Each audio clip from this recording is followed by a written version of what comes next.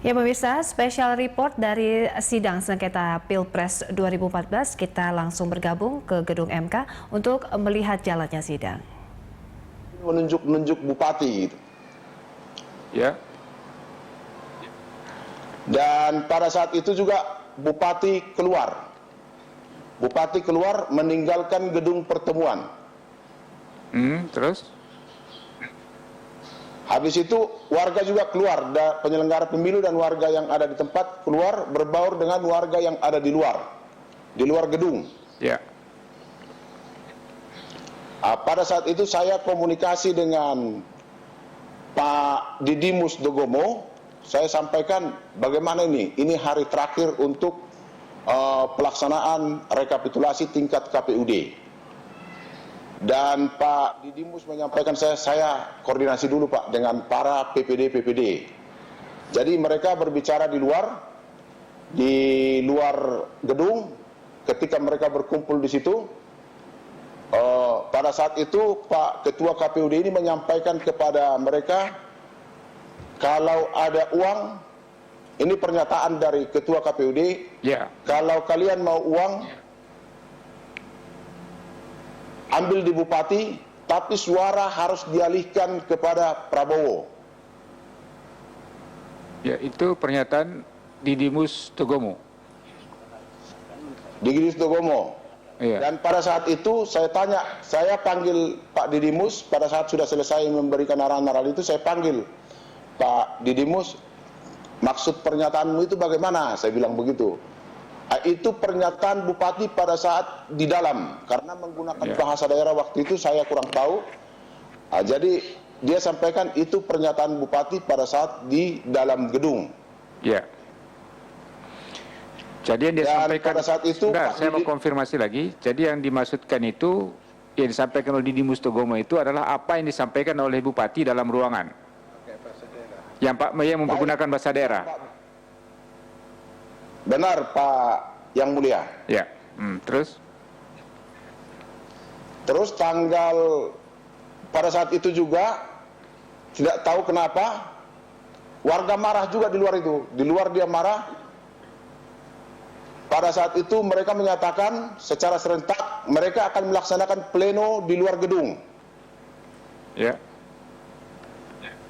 Dan pada saat itu meja-meja dikeluarkan dari dalam gedung, termasuk juga spanduk-spanduk yang kita pasang di dalam, kita keluarkan ke luar gedung. Dan di situ pada saat itu mereka melaksanakan pleno di luar gedung. Ya. Terus? Dipimpin oleh Ketua KPUD beserta 4 orang anggota lengkap semua, ada Panwas, ada DPR juga, dan disaksikan oleh saya, termasuk juga Komandan Kodim, ada pada saat itu, dan pelaksana pengamanan, polisi dan TNI yang ada di Dogiai. Ya. Dan pada saat itu masing-masing PPD secara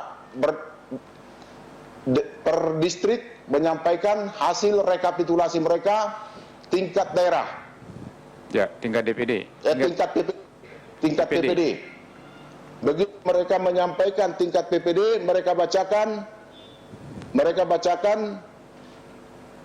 apa yang mereka rekap, mereka sampaikan kepada Ketua KPUD. Jadi hasil rekapan yang mereka bacakan itu mereka sampaikan. Ya. Yang Mulia. Ya, itu terus berlanjut sampai semua PPD menyerahkan hasil rekapan mereka. Dan mereka menyampaikan suara yang kami berikan kepada Pak Prabowo pada saat pencoblosan tanggal 9 kami tarik kembali. Ya. Itu pernyataan dari pada saat itu itu pernyataan dari siapa? Dari perwakilan PPD. Perwakilan PPD. Dari PPD yang menyampaikan. Ya. Terus pada saat itu para PPD juga menyampaikan kepada KPUD jangan merubah suara. Itu yang kami sampaikan, itu yang saudara bawa ke provinsi. Ya. Dan setelah kurang lebih jam 6 sore, kami semua sudah memberikan arahan-arahan kepada seluruh warga. Ditutup semua, rekapitulasi tingkat kabupaten sudah selesai. Kami kawal juga malam itu KPUD beserta anggota dan Panwaslu turun ke Nabire untuk besok pagi berangkat ke Jayapura. Di Jayapura juga kami sudah menunggu dengan Kasat Intel untuk didaftarkan, diregistrasi di KPUD provinsi. Demikian Yang Mulia. Ya. Apakah pada saat rekapitulasi tadi yang di luar gedung tadi, saudara melihat ada saksi dari pasangan nomor 1 dan nomor 2? Untuk pasangan nomor 1 itu kurang lebih dipanggil 3 kali, itu tidak ada. Tidak ada. Tetapi untuk calon saksi nomor 2, pasangan nomor 2 itu ada. Dan menyampaikan beberapa hal kepada warga. Apa yang seingat saudara yang disampaikan oleh saksi dari pasangan nomor 2? Beliau hanya menyampaikan terima kasih untuk rakyat Dogiai karena kepercayaannya memilih nomor 2. Itu saja, Pak Ya. Yang Mulia. Cukup. Ada. Baik. Ada yang mau bertanya? Dari para pihak atau cukup? Ada yang cukup mulia. jelas. Ada yang- Ya, Ada silakan. yang mulia. Yang pertama saya ingin bertanya kepada Bapak Tagar Hutapea, Kapolres ini. Pertama mengenai pembawaan logistik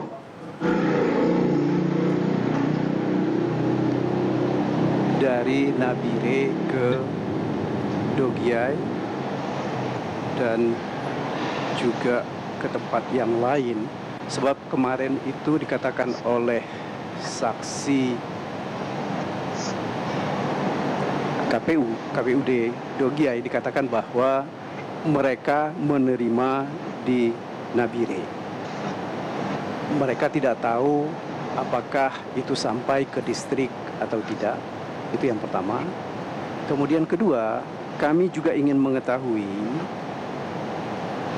alasan bahwa logistik ini ya dibawa oleh petugas Polri dari kabupaten ke tempat-tempat yang lain. Itu dulu yang pertama. Yang kedua, Pak. Kemudian yang ketiga, tadi Bapak Kapolres mengatakan ada jumlah surat suara yang ditarik di dalam ketika dilaksanakannya rekapitulasi. Kami ingin ketahui surat suara yang ditarik ini jumlahnya berapa? Dan apakah secara langsung surat suara itu dimasukkan menjadi suara pasangan nomor urut 2? Itu saja dulu, Pak. Terima kasih. Baik Yang Mulia, untuk logistik pemilu yang ada di Nabire sebenarnya tanggal 6 malam, karena berdasarkan keamanan, karena sudah selesai dilipat semua, kami setelah dimasukkan ke dalam trek, karena lapangan KPUD di sana itu terbuka, akhirnya kami bawa ke Polres Nabire untuk diamankan, karena mereka mau berangkat malam hari. Saya khawatir trek itu atau ada masalah di perjalanan. Memang dikawal oleh anggota saya 2 orang, tapi kalau malam hari biasanya kita tidak benarkan untuk berangkat pada malam hari, karena itu kurang lebih 240 kilo dan tidak ada perkampungan. Jadi saya perintahkan Waka taruh di Polres, besok pagi berangkat untuk demi keamanan tanggal 7. Jadi tidak ada itu semua untuk staf KPU yang mengantar ke Polres beserta sopir trek, dan pada pagi harinya juga diambil oleh sopir trek dan kita kawal sampai ke atas. ke Dogiai. Itu yang pertama. Terus yang kedua, sebagaimana kami sampaikan alasan kami untuk mengantar ke sana karena waktunya sudah mepet dan kami menghubungi anggota KPUD sudah berada di Dogiai semua dan sekretaris KPUD juga sudah berada di, kami juga kurang tahu keberadaannya. Akhirnya kami memutuskan untuk membawa sampai ke Dogiai.